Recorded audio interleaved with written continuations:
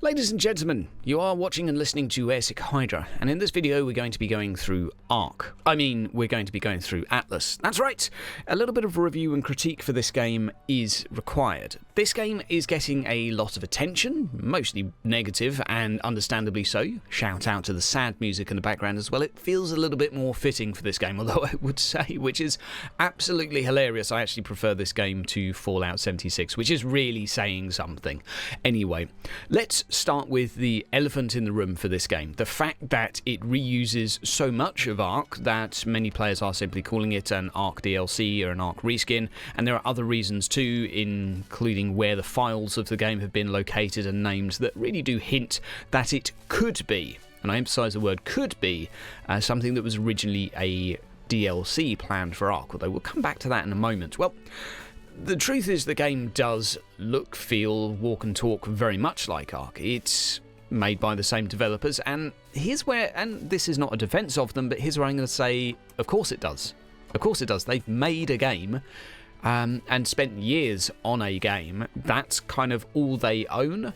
And when they make another game of the same genre, they're going to be using and reusing everything they goddamn well can, just like every other developer does. Call of Duty? Battlefield? All of it. It's all just reskins of other stuff. That I really don't think should be too much of a surprise, but the question still comes in as to, are we getting good value for money when they do something like this? Is there enough difference to be justifying value for money? And I think that's something reviews really need to be focusing on, rather than the accusation that the game is looking the same in terms of enemy animations and things like that. That's of course going to be the case. The question is, does it offer enough different? Now, here's where I have to be honest with you. I was not a pro Ark player. Many players that I've met within this were sort of full-time Ark players, I would refer to, because I would say if you're going to play this game as your main game, it is more like a job than a game. We'll come back to that in a moment too. Some of those players have been very happy with this experience, and some of them have simply been dissatisfied, but those that were more hardcore, I would say, have generally, not always, but generally been semi-satisfied with some of the design changes and felt that they were moving in the right direction despite the buggy and fairly catastrophic state of this game currently. Now, let's get to talking about the actual gameplay itself. When you first spawn, you're not going to have any equipment or items, unlike my happy chap here. You're going to be running around an island figuring out what to do. First thing you're probably going to do is press the options and have a look at the absolute cluster, swear word, of a mess that this is. Now, I have to say hats off to them firstly for actually coming up with so many options for customization in terms of graphical performance and things like that. That is good. That is good. This is something that, in theory, you could turn down a lot of things and it might run fairly well on a potato. You might be able to get some decent control over your FPS because you might find the one setting that's really screwing it up. That being said, it's laid out in such a way that it's a real headache. I spent about 15 minutes trying to turn off the damn chat box that keeps popping up. Could not find it for the life of me. But anyway, once you figured out the controls, then you're going to have to run around to get your first level. The first skill of the skill tree that looks like it could have been done in MS Paint, not the actual icons, which I think look pretty bad, but these arrows, I mean, for the love of what the hell. Anyway, the basics is what pretty much everything or everyone is going to be getting straight away, but you're going to have to run around and maybe punch a chicken or two to get that, and then you can finally craft something. Once you've figured that bit out, you're going to have to look for wood. Maybe if you're like me, you might spend half an hour looking for wood, just to realise that the only way to get wood when you don't have an axe is to punch a tree and sacrifice some of your health for a goddamn hatchet. And this comes to some of the points within the game where I think it's simply missing some fairly obvious design choices, and this can be pretty annoying at times. This can be pretty frustrating, especially when you consider it to other games that remember that, oh, maybe players wouldn't think to punch a tree for wood. Maybe we could just put a couple of twigs on the ground every now and again. Like Conan, you know, like that game that put a little bit of effort into its design. Anyway, moving on. Let's say you've gathered enough stuff to build a raft. Go over to the quartermaster over there, not the quartermaster, the guy on the beach, and you build one of these. So we've got ourselves the raft, and here's what we're going to spend the next 2 to 3, maybe even longer hours doing, on average. If we bring up the Atlas map, I'll tell you what, we'll bring up our hand map because it looks a little bit better. Ta-da! Here's a map. We are on D8, the northern island of D8. Pretty cool, eh? This takes 1 hour to sail from side to side, assuming the wind is going in the right direction. There are more. There are more. There are more. There are more. There are more. There are more. There are more. That will take you a whole day to sail from side to side. Chances are you'll die before you get from side to side, of scurvy or vitamin deficiency or something else, but it can be done. Now, what you're going to need to do, I'm bearing in mind this is talking about PvP servers, is try and find somewhere that you can actually go, where people aren't going to kill you instantly. I don't want to talk to you. Be gone.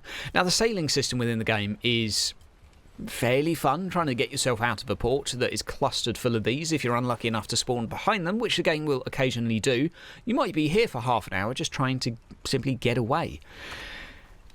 Is this fun? Well, for I think a few minutes, it's semi-enjoyable. It kind of looks okay. Let's see if we can craft some extra clothing here. We can have a hat, have this. You'll notice my character is a little bit higher level.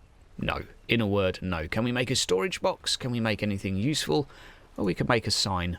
No, we can't even do that. My life is a mess. And once you're doing this, you just wait. We're going in the right direction, and now we're going to have to wait an hour or two. And this is a perfect time to discuss why I'm not editing the footage of this game very heavily, because you are going to have to be putting up with this. I don't want to actually fall into the trap that I think the developers put a lot of players within. Let's just see what direction we're headed. Straight north. Wonderful. The developers put out a nice piece of advertising fluff, which made the game out to be quite exciting, action-orientated, and things of that nature. Well, kind of. It can be after you put about 8 to 12 hours of farming in to gather the materials to go and have some fun. That's maybe a little bit of an exaggeration, but one thing that's really important to consider in a game like this, especially PvP, is you can lose your land, you can lose everything very fast, very frequently, and this is going to potentially be rather annoying. And that's fine, because risk-reward in these game types, hey-ho, like all the better.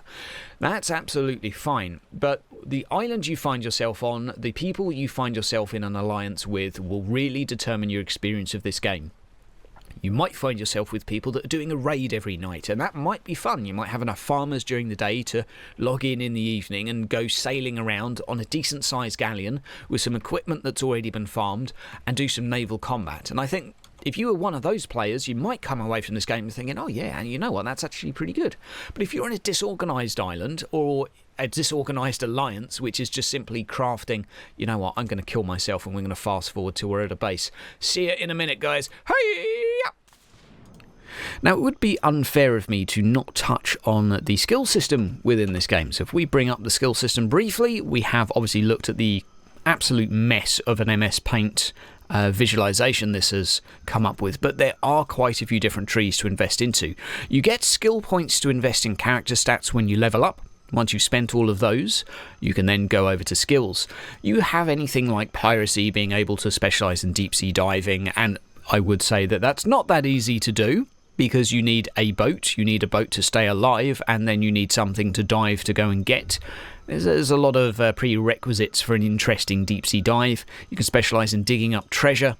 Again, don't get your hopes up there. You can focus on building ships, archery, firearms. You can go for medicine. You can go for melee weaponry, hand-to-hand combat, which is an odd choice for me. Beast mastery, so you can tame animals and milk them and do other things with them, of course. Probably eat them as well, I guess. There is a fair bit of choice, and it does help keep the game feeling fairly fresh, the fact that you get to respec every time you level up. That's nice, and prevents it from getting too boring. You can also work to unlock slightly cooler items like the climbing pick, which is, I'd say, comes with a fairly cool animation. If I can jump up here, there we go. There's a few handy little gadgets that you can use to get to new locations and, let's say, play the game and do raids in a different way. But, ta-da! It is quite Limited in one sense if you're playing in a small group, because you're going to need certain things. You're going to need construction, you're going to need advanced tools, so that's sort of your first 15 levels committed. You'll probably need a bow if you're going to go out hunting. Not 100%, but if you're going to kill a crocodile, you're going to need a bow. And a lot of it will feel fairly forced. If you're playing in a large group, of course, you're going to have a fair bit of choice. Small group, you're going to feel like, well, that's what I need to do, probably until you get them out to level 30, and then you can probably have a little bit of customization on the way, but a lot of the building bits and bobs are going to be sort of borderline mandatory. Now let's check out our little base down here and have a little bit of a reflection on the game. Right, and here we are at one of our forward bases within the island itself. This is... I don't think we've named it yet, we really should. And this brings us back yet again to the central point.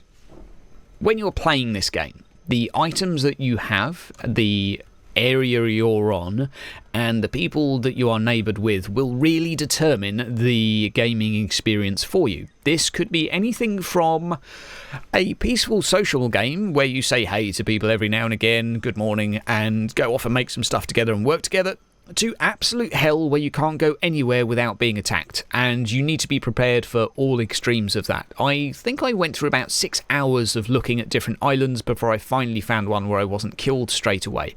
Thankfully someone recognised me as a YouTuber, of all things, and invited me to join a group. Now, let's have a look at the boat. This is a slightly larger one. This is a sloop, I believe, so can carry a few cannons on the side, which is kind of cool. Galleons are bigger, and so are brigs. Galleons the largest by a long shot. We have another little sloop over there. There's quite a few ships scattered around the island at the moment. If we press the old M key, press the M key. There we go. We've got a few on the north side, a few elsewhere. It does look like we've lost our big ships yet again, and that brings us back to another point. If you're playing this as a small group and you like the idea of building ships, well, they're going to die frequently. Very, very frequently. And it's going to take you maybe a day or two to rebuild a single ship. As if there's a group of, say, 2 or 3 of you. If there's a group of 10, you could probably build a ship in about 3 hours. It's going to take a lot of work. And that brings us back to why I've not edited this a lot. Because the game itself will involve lots of this. Lots of walking around, gathering. Not necessarily always hemp. You might have some actual tools and be able to gather other things. But you are going to be spending a lot of your time in this game going around, picking up stuff to build stuff. And that's not necessarily a bad thing. If you enjoy that, good for you. Absolutely good for you. I don't mind it, but you need to do a lot of it. This game does feel very, very grindy. A lot of work needs to be put in before you can go off on any sort of significant adventures. But can you have fun in this game? Yes, you can. Especially as a socializer, you can have quite a lot of fun interacting with other players, trying to find people to trade with, trying to simply negotiate your way to staying alive. It can be quite enjoyable, but you do also need to be prepared that the majority of people you meet when on a hostile island will be twats. They will try and kill you on sight.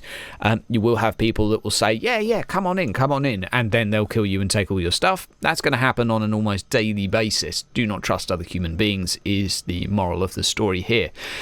I hope you find this video of some use. I know it's not going to be showcasing all of the glorious stuff that this game can include, and the actual footage is going to look a little bit boring to watch, and that's the entire point, because the game, for the most part, is quite boring to play. That being said, it's not all bad. You can have fun within it. It's just you need to put in a good few hours of work to have some fun, and then hope that you've got enough people online when you go to sleep that you don't wake up and find that it's all been taken. Guys, you have yourself a wonderful day, and I'm going to have fun with some of these bodies. Take care.